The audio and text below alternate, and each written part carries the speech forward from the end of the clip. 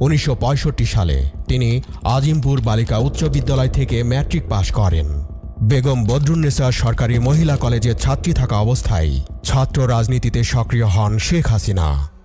1966 সালে 6 দফা আন্দোলনে অংশ নেন এবং কলেজ ছাত্র সংসদের ভিপি নির্বাচিত হন।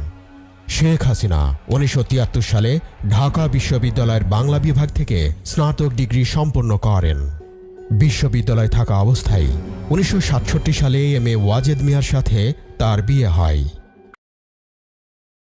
বঙ্গবন্ধু শেখ মুজিবুর রহমানের জ্যেষ্ঠ কন্যা বাংলাদেশের বর্তমান প্রধানমন্ত্রী শেখ হাসিনার বিয়ে ছিল একদমই সাদামাটা, বাহুল্য বর্জিত। 1967 সালের 17 নভেম্বর বিখ্যাত পরমাণু বিজ্ঞানী ডক্টর ওয়াজেদ মিয়ার সঙ্গে বিবাহ বন্ধনে আবদ্ধ হন শেখ হাসিনা।